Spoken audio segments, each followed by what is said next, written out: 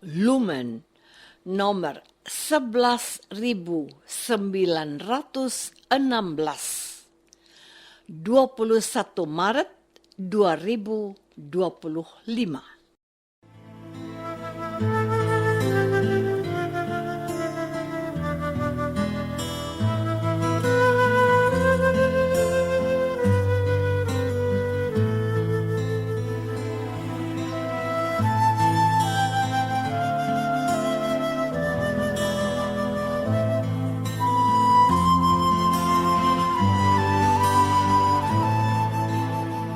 Saudara pendengar di segenap penjuru tanah air, selamat bergabung dengan Lumen Indonesia. Lumen Indonesia, siap melayani Anda setiap hari. Saudara terkasih, marilah kita bersatu dalam Tuhan kita Yesus Kristus yang tidak berubah dahulu, sekarang, dan selama-lamanya. Allah Sang Maha Rahim mengasihi dan menerima sebagaimana adanya kita. Allah Bapa kita di surga senantiasa bersedia menolong, menghibur, dan meneguhkan kita dalam menghadapi segala permasalahan hidup sehari-hari.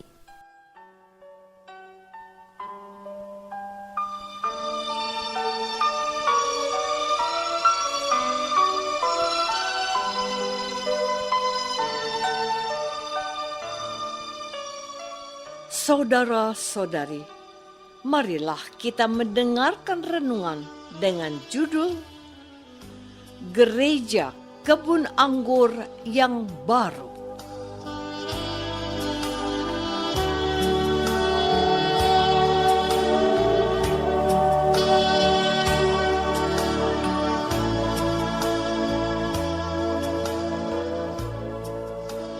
Yang berdasarkan pada Injil Matius bab 21 ayat 40b dan 41.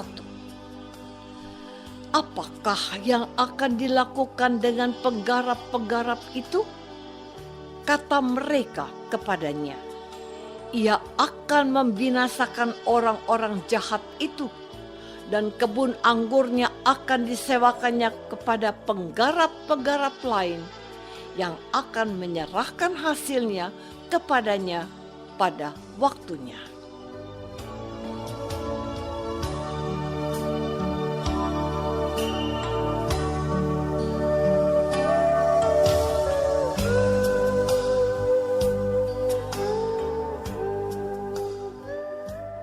Dalam nama Bapa dan Putra dan Roh Kudus.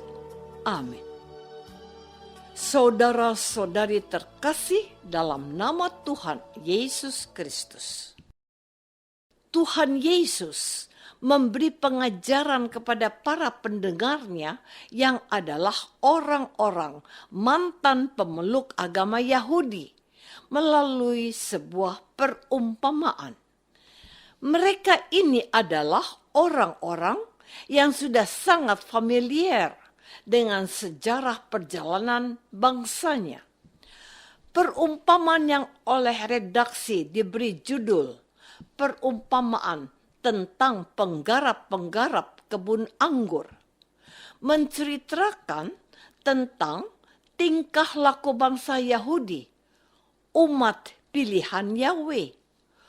Umat pilihan itu disamakan dengan kebun anggur. Para penggarap adalah para pemuka agama bangsa pilihan itu. Dijelaskan para penggarap itu memperlakukan para utusan yang mempunyai kebun anggur, yaitu para nabi, dengan sangat kejam. Mereka disiksa dan ada yang dibunuh. Karena cintanya pada umat pilihannya, Yahweh mengutus anaknya sendiri dengan harapan dia dihormati dan diterima. Namun, ahli waris ini pun diperlakukan secara tidak lebih baik dari para utusan yang ada. Ia ditangkap dan dibunuh juga. Pengajaran ini sangat mudah ditangkap oleh para pendengarnya. Saudara-saudari terkasih, Injil yang ditulis dalam terang kebangkitan disimpulkan dengan sebuah pertanyaan Yesus kepada pendengarnya dan mereka menjawab. Apakah yang akan dilakukan dengan penggarap-penggarap itu? Kata mereka kepadanya, ia akan membinasakan orang-orang jahat itu, dan kebun anggurnya akan disewakannya kepada penggarap-penggarap lain yang akan menyerahkan hasilnya kepadanya pada waktunya. Dan inilah reaksi para penggarap kebun anggur yang ditulis oleh penginjil Matius. Ketika imam-imam kepala dan orang-orang Farisi mendengar perumpamaan Yesus, mereka mengerti bahwa merekalah yang dimaksudkannya. Perumpamaan ini mencoba menggambarkan bagaimana perlakuan yang diterima oleh Yesus yang datang kepada bangsanya, tetapi mereka menolaknya. Drama penolakan terhadap Yesus begitu kental kita rasakan dalam masa Prapaskah ini. Ketika umat melakukan devosi jalan salib setiap hari Jumat dalam masa Prapaskah, umat merasakan hal itu. Saudara-saudari terkasih, selama masa Prapaskah ini, kita dibawa pada peristiwa penyaliban Tuhan Yesus. Secara khusus, melalui devosi jalan salib, umat Allah dihantar untuk merenungkan misteri penderitaan, mulai dari istana Pilatus hingga pemakamannya. Kisah penyiksaan Yesus oleh para algojo dan tentara Romawi menjadi drama mengerikan, sebuah perjalanan panjang penuh perjuangan dan pengorbanan sang juru selamat. Beberapa pengikutnya, khususnya para wanita dan ibunya Maria, serta murid yang dikasihinya, menyertai perjalanan salibnya. Banyak wanita menangisinya. Ada Veronika yang mengusap wajahnya dan menghadiahkan wajahnya untuknya. Ada petani yang membantu memikul salib Yesus. Dalam perenungan drama penyaliban Tuhan, umat diajak untuk terlibat dalam kasih Yesus yang mengasihi para sahabatnya. Kita diperlakukan sebagai sahabat sebab dialah sahabat yang sejati, yang merelakan nyawanya untuk para sahabatnya. Misteri cinta Tuhan yang dibunuh oleh bangsanya sendiri ini menjadi teguran untuk orang-orang Yahudi yang akhirnya kehilangan preferensinya sebagai umat pilihan. Sebab kebun anggurnya akan disewakannya kepada penggarap-penggarap lain yang akan menyerahkan hasilnya kepadanya pada waktunya. Kebun anggur Tuhan bukan lagi bangsa Israel saja, melainkan juga bangsa-bangsa lain yang menerima dan percaya kepada Yesus sebagai Tuhan dan Juru Selamat mereka. Saudara-saudari terkasih, Tuhan Yesus datang kepada bangsanya, tetapi dia ditolak. Padahal apa yang tidak dilakukan oleh Tuhan Yesus untuk membahagiakan mereka? Apa yang tidak dilakukan oleh Tuhan Yesus untuk menerima mereka asal mereka mau bertobat dari dosa-dosa mereka? Mungkin banyak orang sudah mulai bisa menerima dia, tapi tidak dengan orang-orang yang merasa terancam posisinya oleh kehadiran Yesus.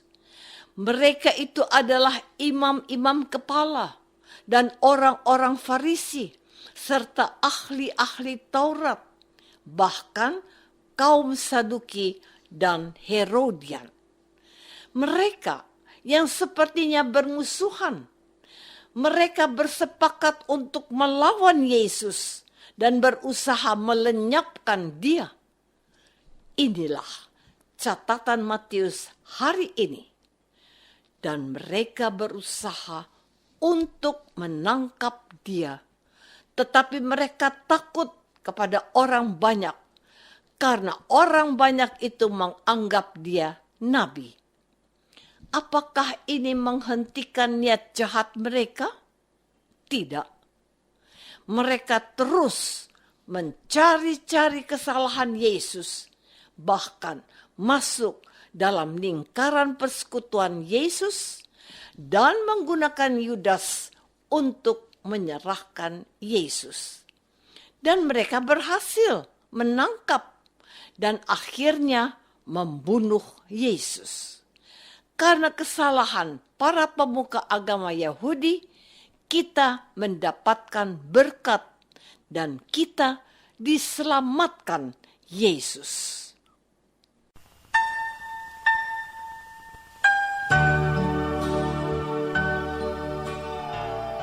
Saudara terkasih, marilah kita masuk dalam saat hening sejenak untuk meresapkan renungan yang baru saja kita dengar bersama dalam kehidupan iman kita masing-masing.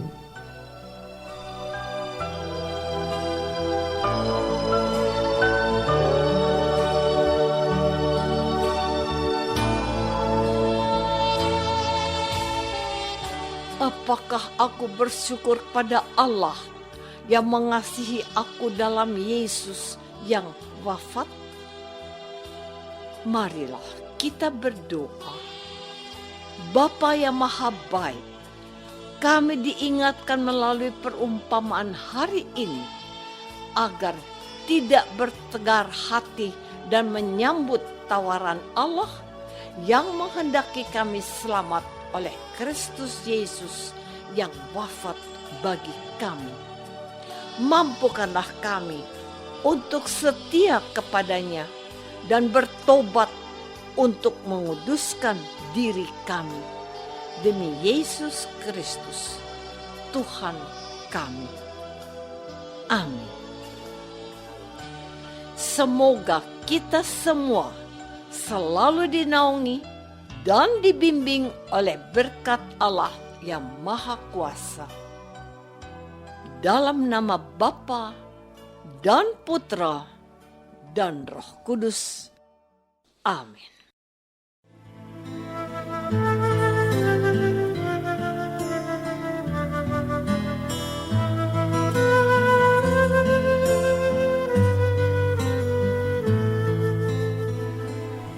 Dengan penuh kasih dan sukacita, Lumen Indonesia mengundang saudara-saudara seiman di segenap penjuru tanah air.